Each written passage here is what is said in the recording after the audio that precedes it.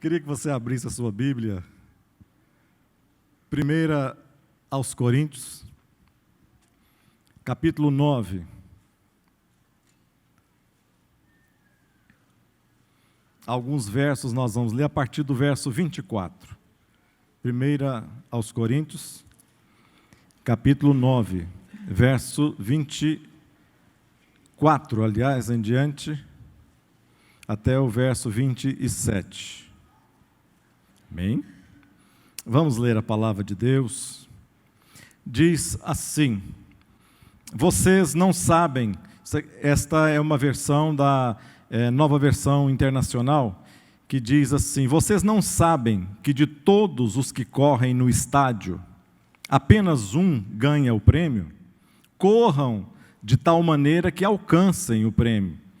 Todos os que competem nos jogos se submetem a um treinamento rigoroso para obter uma coroa que logo perece, mas nós o fazemos para ganhar uma coroa que dura para sempre.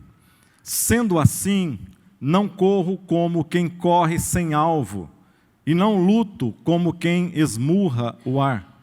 Verso 27, mas esmurro o meu corpo e faço dele meu escravo, para que, depois de ter pregado aos outros, eu mesmo não venha a ser reprovado. Amém, amados? Podeis assentar, obrigado.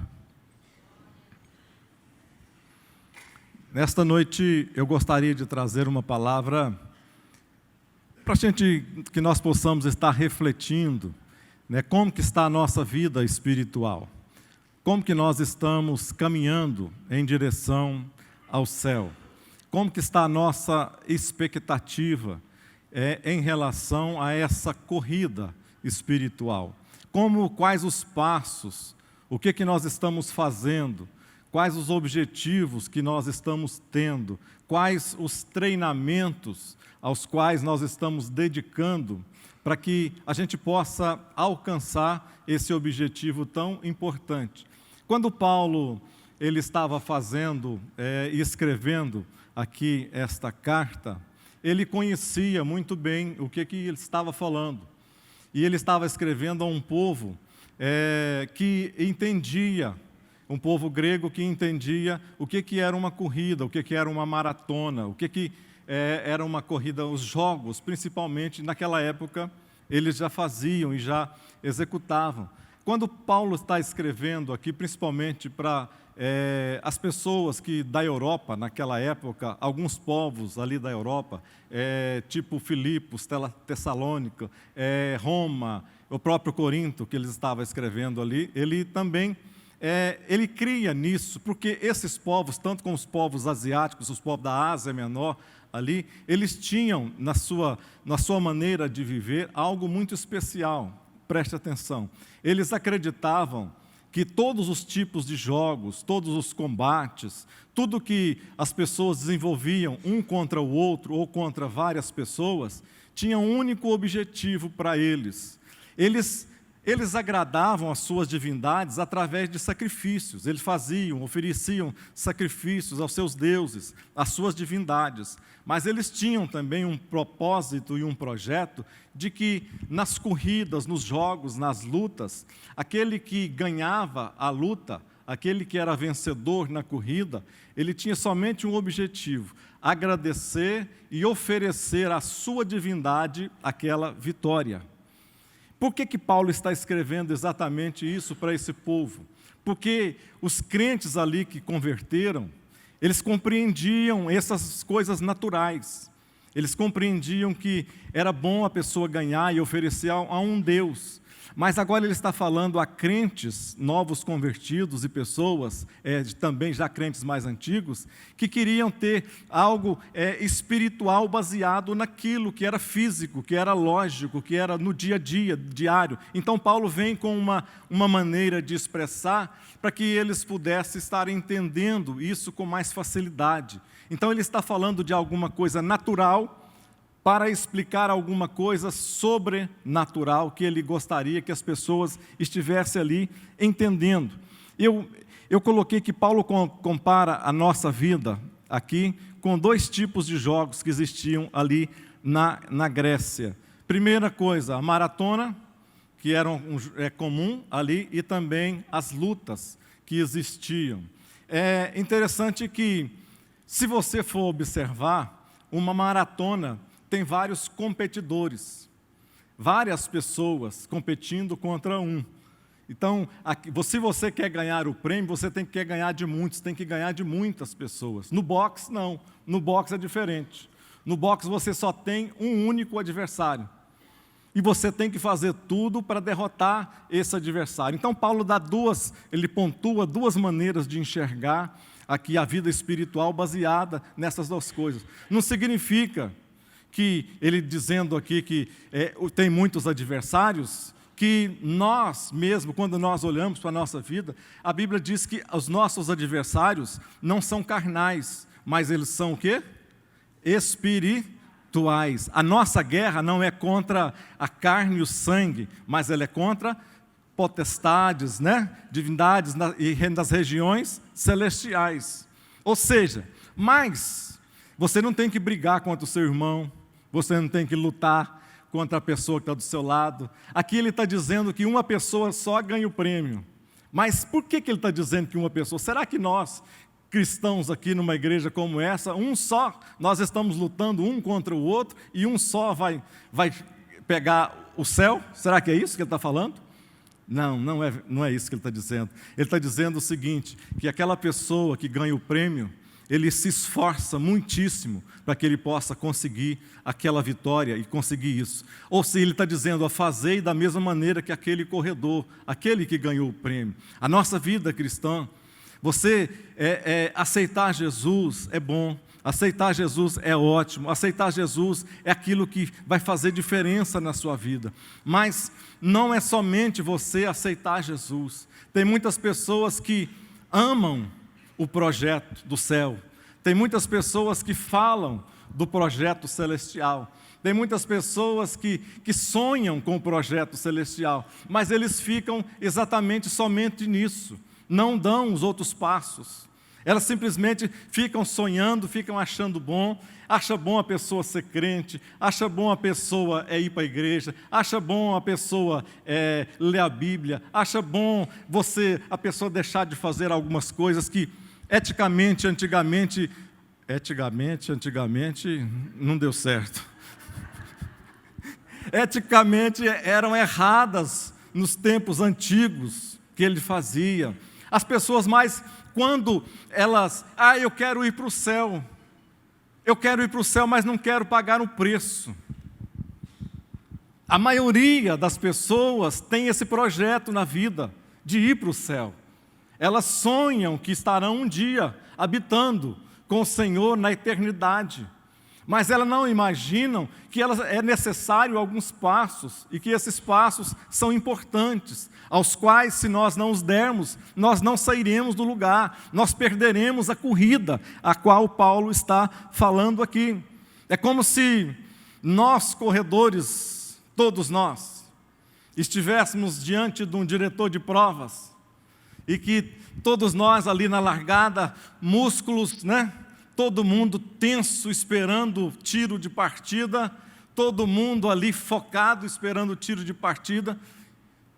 Quando é que será que isso aconteceu na nossa vida? Quando é que o sinal soou? Quando é que o tiro soou? Ou quando é que o tiro soa para dar sinal dizendo, olha, a corrida começou. Olha, a corrida deu início, a corrida teve o início. Deixa-me te dizer uma coisa, te explicar uma coisa. As pessoas, às vezes, quando é que a pessoa tem a capacidade de discernimento interpretativo? Quando é que a pessoa tem a capacidade de escolha? Em que época da vida a pessoa tem a capacidade de fazer escolhas corretas? Eu acredito que na adolescência, pré-adolescência, uma criança já pode escolher.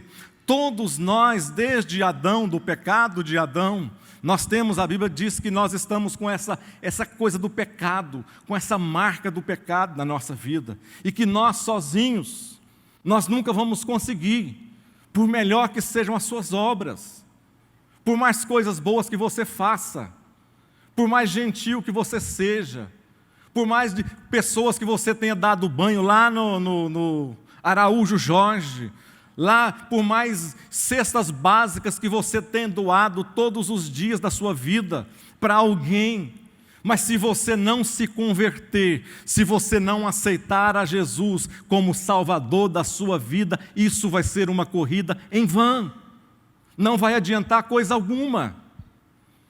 Teve uma época em São Paulo que eu lembro de uma corrida que teve, uma maratona que teve em São Paulo, e a televisão ficou focando um cara correndo, e eles acharam tão interessante aquele camarada correndo, porque ele corria na mesma velocidade dos competidores que estavam. Ele estava correndo, indo e eles focando aquele homem durante uns 5 minutos, focando aquele camarada. Mas o que aconteceu? Aquele camarada, ele não ia chegar em lugar nenhum, porque ele não estava inscrito na competição, ele não estava no lugar correto, ele não estava seguindo as normas corretas, ele não estava fazendo as coisas que eram necessárias para ele estar participando daquela corrida. Quantos estão me entendendo? Diga amém. Às vezes, na nossa vida, somente começar a corrida não nos garante a vitória. Somente você ter um belo início de uma corrida não te garante a vitória de maneira alguma. Às vezes as pessoas dizem, agora depois que eu me converti, agora a minha corrida parece que teve um início. Porque se a pessoa nascer, preste atenção, a pessoa nasce, fica criança, pré-adolescente, adolescente, jovem, adulto, casa, descasa, casa de novo, e não sei o que, arruma aquela bagunça toda, morre. Mas se durante esse trajeto ele não fizer coisa alguma, ele está destinado à perdição eterna. A perdição eterna. Só tem uma coisa que vai fazer essa mudança de trajetória. O dia que ele conseguir não somente olhar para as coisas do dia a dia, as coisas da vida, do seu dia a dia. Esquecer, tem pessoas que se baseiam, preste atenção, tem pessoas que baseiam o seu desempenho espiritual na medida que as coisas estão acontecendo na sua vida diária. Pessoas que baseiam o seu desempenho espiritual porque eles estão sendo abastados financeiramente. Então eles acham que por estarem ganhando dinheiro, estarem abastados financeiramente, eles estão agradando a Deus. Deus é sobre ele. Pessoas acham que porque não tem enfermidade nenhuma na sua vida, que não existe. Eu já vi pessoas pregando que enfermidade é porque tem pecado. Pessoas que se baseiam a sua vida espiritual baseada exatamente nisso, no seu bom conforto, aqui nesta terra, de como ele está vivendo bem aqui nesta terra, ele acha que Deus então está com ele, por causa disso. Se nós formos pensar assim, nós desqualificaríamos todos os profetas do Antigo Testamento. Se nós pensarmos dessa maneira, nenhum dos profetas do Antigo Testamento entraria no céu, ao nosso ver. Isaías não entraria no céu, Jeremias não entraria no céu, porque homens que sofreram. Paulo não entraria no céu de maneira alguma, porque foram homens que passaram lutas, as suas vidas finais, às vezes, terminou tragicamente. E às vezes nós pensamos, porque nós vivemos hoje num momento que o capitalismo, o consumismo, às vezes tem nos estressado tanto que os nossos olhos perderam o foco, perderam a visão. A nossa corrida não é mais, parece prioritária, apesar que nós achamos que estamos fazendo isso. Mas os nossos olhos não estão mais no céu. Se nós perguntássemos aqui, fizéssemos um questionário aqui e perguntássemos, e a pessoa fosse sincera e respondesse, você está esperando a volta de Jesus? Se Jesus voltasse hoje, você estaria preparada para que isso acontecesse? Talvez alguns ainda dissessem assim, não, Jesus poderia demorar um pouco mais. Eu estou aí num grande projeto. Eu estou desenvolvendo grandes sonhos. nós tiramos os nossos olhos do céu e começamos a colocar, estamos focados com os nossos olhos em tudo que se reporta às coisas terrenas dessa vida. Tem uma passagem que eu amo, não lembro aonde que está escrito. Eu sei que Jesus, não sei se é Mateus, eu sei que Jesus lá diz assim, e Jesus os obriga a entrar no barco e sair da terra. Eu amo essa passagem, eu gosto de ministrar, gosto até de pregar sobre ela. É como se em determinados momentos da nossa vida, que nós não quiséssemos fazer as coisas certas, nós não estivéssemos fazendo as coisas corretas, e o próprio Jesus pegasse nas nossas mãos e nos obrigasse a fazer, a realizar aquilo, nos mostrasse aquilo. Os discípulos não queriam entrar no barco. A Bíblia diz então que Jesus os obriga a entrar no barco. Por quê? Porque os olhos deles estavam fixos simplesmente na terra, e Jesus queria levá-los lá para o meio do mar, para mostrar a tempestade a eles, mostrar a Pedro que ele andaria sobre as águas, dar uma experiência sobrenatural para Pedro, como nunca pessoa alguma teve na sua vida, como Pedro andou. Pastor, mas Pedro afundou. Eu sei que ele afundou, mas nenhuma pessoa nesta vida teve a experiência que Pedro teve. E se ele não tivesse entrado naquele barco, ele não teria tido aquela experiência. Às vezes Deus tem que nos obrigar a determinadas coisas. Às vezes Deus tem que tirar determinadas coisas do nosso caminho. Às vezes Deus tem que fechar determinadas portas que nós estamos clamando para que sejam abertas, mas portas que não abrem, porque Ele sabe que se as portas forem abertas, nós não continuaremos olhando para o céu, mas nós continuaremos vívidos, afoitos e fazendo tudo para que os nossos olhos foquem simplesmente nas coisas terrenas. E não foi para isso que Jesus morreu na cruz do Calvário, não foi para nos dar coisas materiais, foi para nos apontar o céu e nos levar para lá para viver a eternidade com Ele.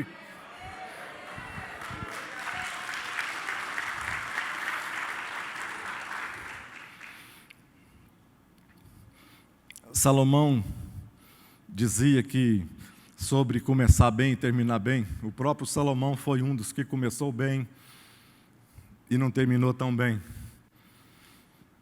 Ele disse que não é dos fortes a vitória, não é dos rápidos a vitória, mas ele disse assim que o tempo e a sorte pertencem a todos.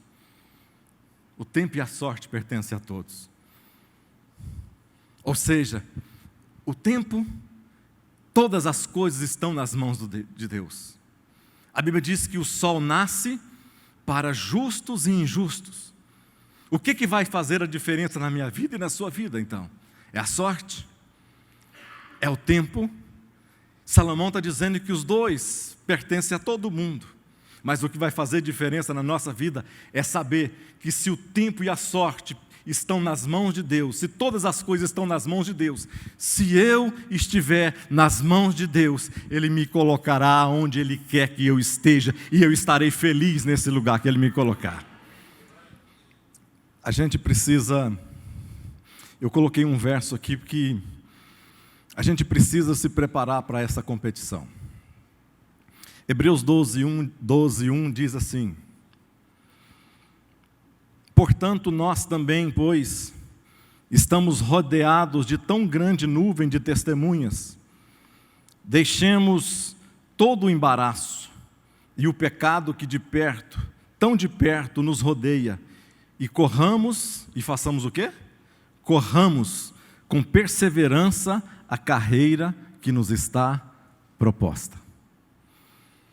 Ou seja, para nós corrermos a carreiras, para nós estarmos preparados para esta carreira que nos é proposta, nós precisamos estar cada vez mais dentro desta preparação, fazer algumas coisas. O que você tem feito na sua preparação espiritual? Como que alguém falou aqui, pastor Silas parece, como que está a sua vida, ou pastora Tereza, não lembro, a sua vida de oração? Uma corrida espiritual, como se a nossa batalha não é contra pessoas, se a minha batalha não é contra alguém que quer tomar o meu cargo, se a minha batalha não é contra alguém que quer puxar o seu tapete na empresa, se a nossa batalha não são contra pessoas que estão do nosso mesmo nível, se a nossa batalha é espiritual, como que nós vamos guerrear? Como que a nossa guerra, como que nós ganharemos guerras espirituais, se nós não sabemos, às vezes, nem quem é o adversário e quem como guerrear? Como que está a sua vida de oração, eu te pergunto? Você tem orado todos os dias? Você tem falado com Deus? Amém? Orar é difícil. Orar é uma das coisas mais difíceis que tem. Orar não é fácil. Orar precisa de determinação. Orar precisa de você lutar contra a sua carne. Orar é preciso de lutar contra o seu eu, o seu desejo, a sua vontade.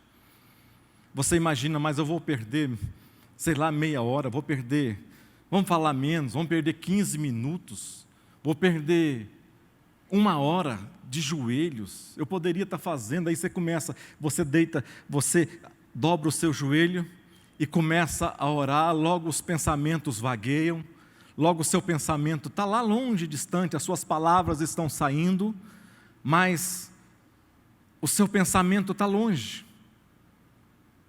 A nossa oração desse nível não passa do teto.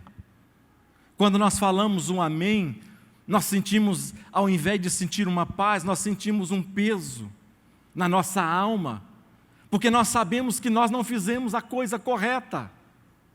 Nós sabemos que nós não podemos ter uma comunhão com um Deus que é diante de todas as coisas, nós sendo tão pessoas mesquinhas, pequenas, pessoas tão individualistas, um Deus que pode nos dar todas as coisas e nós estamos pensando em coisas pequenas. Como que está a sua vida de oração? A leitura da palavra, como que está a sua leitura da palavra? É um preparo para as corridas espirituais, é você ler a palavra de Deus todos os dias. Você quer orar? Você vai estar falando com Deus. Você quer que Deus, às vezes você não entende, mas eu oro, não escuto Deus falar, eu oro, parece que eu estou orando em vão, eu oro, parece que não acontece nada na minha vida. Por quê? Nenhuma oração ela é perdida, nenhuma oração é desperdiçada. Nenhuma oração. Deus recolhe cada uma das nossas orações, Deus recolhe cada uma das suas lágrimas, Deus recolhe cada um dos seus gemidos, Deus recolhe cada um daquilo que você não consegue fazer, e no momento certo, Ele vai estar entregando nas suas mãos aquilo que é necessário para fazer de você esse homem vitorioso, esta mulher vitoriosa. Eu não tenho que querer ser aquela pessoa que testemunha, não, eu sou o melhor crente do mundo, eu quero que todas as coisas boas aconteçam comigo. Não existe isso. Quem estiver falando isso, está te vendendo coisa errada, está te vendendo falsidade, fake news. A vida cristã é boa, é maravilhosa, é a única coisa pela qual nós estamos vivendo nesta terra. Não é para você reencarnar, não é para você ir para purgatório, não, é para você desfrutar aqui nesta vida, ter 100 vezes mais aqui, e no final você ter a vida eterna. Diga glória a Deus. Teve esse inimigo que a gente tem, ele atua normalmente em 3 campos de batalha.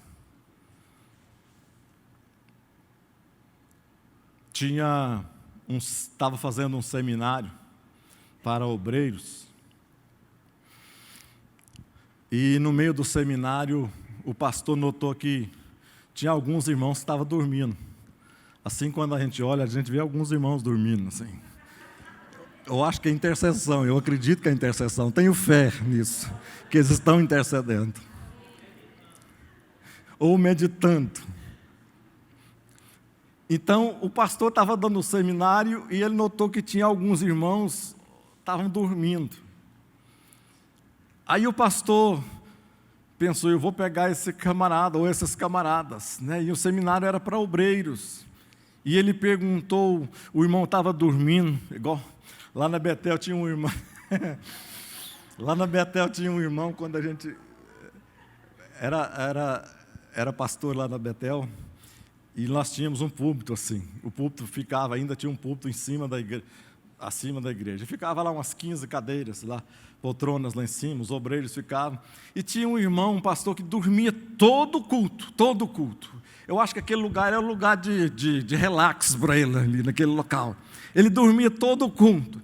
E ele pegava o óculos, punha o óculos assim na pontinha do nariz, punha a Bíblia aberta assim, e ficava desse jeito, e dormia tranquilo, até que um dia o pastor Gentil perdeu a paciência com ele, e chegou bem pertinho dele, assim, ele dormindo, e ele, glória a Deus, irmão, e o irmão deu um pulo lá em cima, saiu lá em cima. Mas esse pastor estava dando o seminário, e ele perguntou assim para o obreiro que estava dormindo. Rapidamente, o obreiro dormindo perguntou, qual que é o papel do diácono? E ele, mais do que depressa, sem entender a pergunta direito, disse, roubar, matar e destruir. Ele entendeu mal o negócio. Mas o papel do diabo é exatamente esse: roubar, matar e o quê? Destruir. Eu coloquei que a gente precisa de alguma coisa, 3 coisas que a gente tem a ver no adversário, que nós temos aqui nesta terra. A primeira coisa, o mundo, a carne e o diabo. O que é o mundo? Que a gente tem que lutar, nós temos que correr. O que é a nossa corrida, basicamente, ou o adversário? Vocês lembram do boxe lá atrás? Eu vou focar mais na corrida. Vamos largar o boxe de lado. Mas no boxe é uma pessoa só. O maior adversário que nós temos, o maior adversário que eu e você nós temos, não são ninguém. O maior adversário que nós temos somos nós mesmos. Davi ganhou, Davi lutou, Davi matou um leão, Davi um leão de 2 metros, sei lá, de altura. Davi depois matou um urso de 2,5 metros de altura, vamos pôr, ou seja, ele foi crescendo. Depois ele mata um gigante de 3 metros de altura, mais ou menos. Mas ele perdeu a batalha para os seus olhos, para a sua vista, para o seu querer, para a sua vontade, para as suas escolhas. Ou seja, o maior adversário de Davi não foi o gigante. O maior adversário de Davi foi ele mesmo, as suas próprias escolhas. O maior adversário que nós temos não são pessoas. O maior adversário não é a sua esposa, não é seus filhos, não são seus filhos, não é seu marido, não é porque você está desempregado, não é porque você, às vezes, não consegue subir na vida, às vezes você não consegue fazer as coisas corretas. O maior adversário que tem é você mesmo, é você que não paga o preço, é você que não ora, é você que não jejua, é você que não busca, é você que não lê a palavra. Pessoas estão, às vezes, caminhando em direção ao céu e nem sabem o motivo por que estão indo, nem sabem como começar a fazer isso. As pessoas não têm ideia de como planejar uma corrida.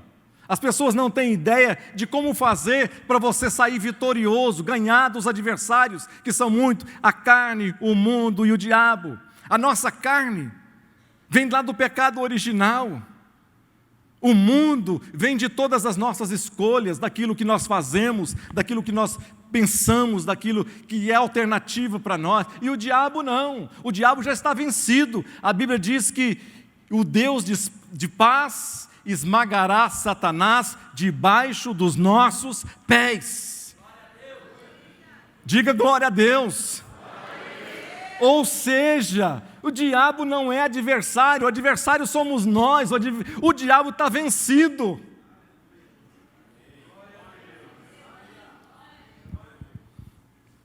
Mas nós precisamos continuar lutando, não adianta você querer parar no meio da corrida. Paulo diz, aqui no verso, mas ele diz assim, mas eu esmurro o meu corpo e faço dele meu escravo, para que depois de ter pregado a outros, eu mesmo não venha a ser reprovado. Ou seja, se nós pararmos no meio da corrida, nós vamos correr o risco de sermos reprovados. Não adianta eu pregar a meio mundo, pregar, falar aqui em cima, falar para pessoas, dar seminários, ensinar, fazer coisas tremendas. Não adianta você fazer coisas tremendas.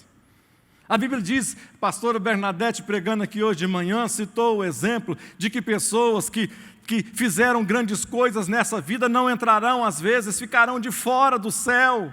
Basicamente por isso, por estas coisas, que Deus não vê as nossas obras do jeito que nós vemos e entendemos as nossas obras carnais. A Bíblia diz que todas as nossas obras vão passar pelo fogo ao chegarmos lá. Porque aquilo que eu penso que vai ser grandioso, não, fiz para multidões, fiz para centenas, fiz para milhares, às vezes para Deus não vale coisa alguma. Às vezes para Deus o que vale é o seu coração contrito, quando você abraça alguém que está precisando de um pedaço de pão, quando você fala uma palavra dizendo assim, olha, Jesus te ama, Jesus vai te salvar, Jesus vai fazer, vai mudar, vai transformar a sua vida, e você faz isso de coração. Quantas pessoas estão precisando daquilo que nós temos, o Espírito Santo habitando em nós, na nossa vida, e nós não fazemos coisa alguma. Quantas pessoas estão precisando, irmãos, eu fico triste, de ver que nós cristãos, às vezes nós somos tão hipócritas, porque às vezes nós cumprimentamos alguém com a paz do Senhor, abraçamos alguém, damos tapinha nas costas de alguém e saímos daqui, largamos essa pessoa e sabemos que essa pessoa está precisando de pagar o seu aluguel, precisando de pagar a sua energia, precisando de pagar a sua água, precisando de alguém que está internado lá, não tem dinheiro para fazer coisa alguma, e nós dizemos da paz do Senhor, dá um tapinha nas costas e despedimos essa pessoa.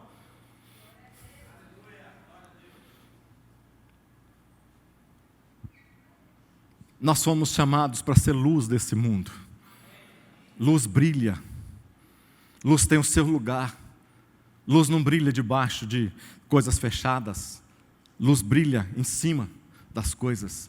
Deus te colocou aonde você está, na empresa que você está, no lugar onde você está, na casa onde você está, por um motivo, para você ser útil na sua obra, porque senão você não vai servir para nada também. Seria muito frustrante, depois de tanta caminhada de vida cristã, nós sermos reprovados, como Paulo está dizendo. Seria muito frustrante, como aquele centurião. Eu vejo, talvez você entenda, talvez você consiga imaginar a cena que eu estou vendo. Jesus sendo crucificado, Jesus no monte do Gólgota, colocado numa cruz. Todos os soldados romanos levaram, todas as autoridades romanas o levaram, todas as pessoas de poder, de autoridade, estavam ali, ficaram ali, ou participaram daquele momento. Agora Jesus, preste atenção, pregado lá na cruz, a Bíblia diz que ele então, ele dá o seu último suspiro e diz, está consumado. E quando ele diz estas palavras, está consumado, a Bíblia diz que começam a acontecer eventos terríveis, tremendos. Diz que sepulcros se abrem, pedras começam a rolar, que acontecem terremotos ali naqueles lugares, começa o céu a escurecer, ou seja, coisas terríveis começam a acontecer. Mas ela descreve uma situação que me chama a atenção. Ela descreve quando um homem, um centurião, ele olha e vê todo esse movimento que aconteceu. Ele olha e diz assim, verdadeiramente, este homem era filho de Deus. Mas esse homem só vê que Jesus era filho de Deus depois das passadas as coisas. porque ele viu os sinais. Esse homem só entendeu que Jesus era filho de Deus depois que Jesus tinha morrido. Ele não sabia que ele iria ressuscitar. Mas no coração dele, ele deixou o tempo passar. No coração dele, ele perdeu o time da história. No coração dele, ele foi entender uma coisa depois que estava aos seus olhos prontas para que ele pudesse estar contemplando, mas ele não fez isso. E depois de todas as coisas passaram, ele então entendeu que ele tinha perdido o momento. E ele diz verdadeiramente, esse homem era filho de Deus. Mas agora, no coração dele, ele dizia, agora passou, acabou, não tem mais para mim. Mas Jesus sempre dá uma segunda chance para cada pessoa, aleluia. Eu não sei o que aconteceu com aquele homem. Para frente, a Bíblia não descreve. Mas eu sei que se Deus dá uma oportunidade, quando Jesus ressuscita aquele homem fatalmente, certamente ele estaria lá para saber e para entender mais sobre Jesus e sobre a salvação, aleluia. Todo corredor ele precisa superar alguns obstáculos. Alguns obstáculos. Se você olhar naquela corrida, tem uma corrida que é chamada corrida de barreiras, né? Corrida de obstáculos, e são colocadas algumas barreiras no caminhar. E os corredores, eles têm que superar aqueles obstáculos para eles conseguirem chegar lá na reta final. Chegar lá no seu objetivo, no seu destino. A vida cristã, a nossa vida diária, ela é exatamente desta maneira. São muitas as barreiras que nós temos que transpor. São muitas as barreiras que nós temos que saltar. Algumas delas nós cairemos. Algumas delas nós não conseguiremos. Mas em todo momento que nós não conseguirmos, você pode olhar para o lado, que você vai ver que vai ter alguém, o Espírito Santo de Deus vai estar ao nosso lado, para segurar nas nossas mãos e dizendo, a corrida ainda não acabou, vai campeão, vai lá, eu ainda acredito em você, você vai ganhar, você vai vencer. Eu entendo que nós estamos aqui nesta noite, é porque nós queremos o melhor de Deus na nossa vida. Eu entendo que nós estamos aqui nesta noite porque nós precisamos não de palavras que venham fazer massagem no nosso ego, massagear. A Bíblia diz que nos últimos tempos as pessoas ouviriam somente aquilo que eles gostariam de ouvir. Existiriam pregadores, existiriam doutores que só estariam falando aquilo que os corações queriam ouvir. Mas nesta noite eu creio que você está aqui porque você quer ouvir aquilo que Deus tem para falar na sua vida. Será que vale a pena? Será que vale a pena essa corrida? Os vencedores gregos, aqueles que venciam as maratonas principalmente, era feita uma estátua para eles. O nome deles era cantado nas praças, eram feitas poesias para os vencedores, eram colocadas sobre as suas cabeças, uma coroa de louros. Talvez nós não vamos receber estátua. Talvez você não vai ouvir o hino sendo cantado. Mas tomara que você ouça no dia do chamado de Deus, mesmo que você não ouça durante esta vida, um hino cantado em seu louvor, mas que você possa ouvir a trombeta, quando a trombeta soar, chamando o seu nome.